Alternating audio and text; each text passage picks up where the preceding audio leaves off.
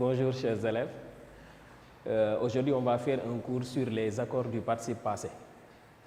Alors, comme vous le voyez, on a trois groupes de verbes. Les verbes du premier groupe, terminés par ER, et qui forment leur participe passé en E accent aigu. Les verbes du deuxième groupe, qui forment leur participe passé en I. Les verbes du troisième groupe, qui forment leur participe passé en U. Donc, si on récapitule, on a les verbes du premier groupe, terminaison E accent aigu. On a les verbes du deuxième groupe qui forment leur participe passé en I. On a les verbes du troisième groupe qui forment leur participe passé en U. Exception, quelques verbes irréguliers qui ne suivent pas les mêmes accords. Par exemple, le verbe faire, son participe passé, c'est FAIT. Le verbe écrire, son participe passé, c'est T à la fin. Le verbe mettre, c'est mi avec S à la fin. Donc ces trois verbes-là font exception, comme d'autres également font exception, n'est-ce pas, aux règles qu'on a ici. Maintenant, les accords du participe passé. Il faut reconnaître qu'il y a 4 cas d'accords du participe passé. Cas numéro 1. Le participe passé employé avec l'auxiliaire sans auxiliaire. C'est le cas numéro 1. Le participe passé employé sans auxiliaire. Il s'accorde en genre et en nombre avec le nom auquel il est joint. Je donne un exemple. J'écris une robe déchirée. Donc, il n'y a pas d'auxiliaire ici. Donc, on doit ajouter ici accent aigu E. Il s'accorde comme le ferait un adjectif qualificatif. Si on dit des robes déchirées, le participe passé déchiré est employé sans auxiliaire, il s'accorde en genre et en nombre avec le sujet. Donc voilà pour le cas numéro 1, le cas du participe passé employé sans auxiliaire. Le cas numéro 2, c'est le participe passé employé avec l'auxiliaire être. Alors ce participe passé-là s'accorde en genre et en nombre avec son sujet. Je donne un exemple.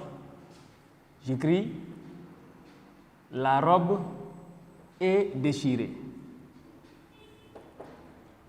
Le participe passé est employé avec l'auxiliaire être. Dans ce cas, il s'accorde en genre et en nombre avec son sujet. Si je le mets au pluriel, les robes sont déchirées. On a ici l'auxiliaire être, donc le participe passé s'accorde en genre et en nombre avec son sujet. Voilà. Donc, retenons que le cas numéro 1 et le cas numéro 2, le participe passé sans auxiliaire et le participe passé avec l'auxiliaire être, ce participe passé-là s'accorde toujours avec soit le nom auquel il est joint, soit avec le sujet du verbe. Maintenant, le cas numéro 3, c'est le participe passé employé avec l'auxiliaire avoir. C'est le cas qui cause souvent problème avec les élèves. Ce participe passé-là ne s'accorde jamais avec son sujet. Si j'écris les filles ont mangé la mangue,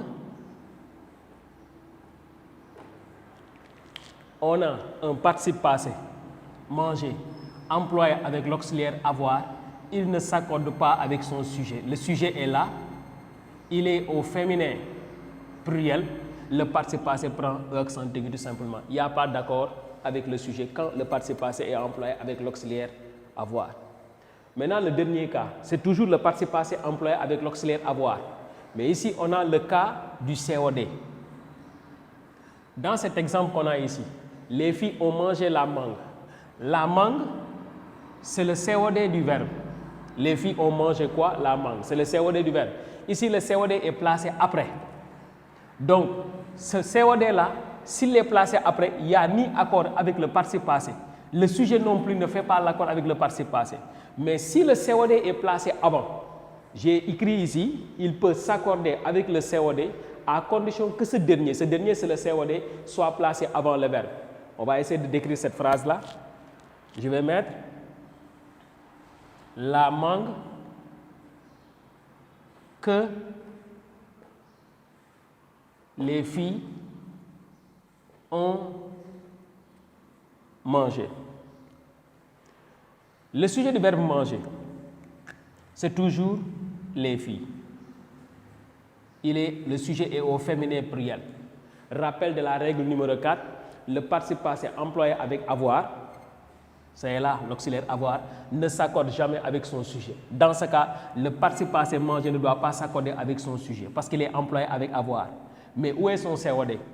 Dans la première phrase, le COD était placé après. Et dans la deuxième phrase, le COD est placé avant, remplacé par un pronom relatif ici. De toute façon, la mangue, c'est le COD du verbe. Il est au féminin singulier et il est placé avant.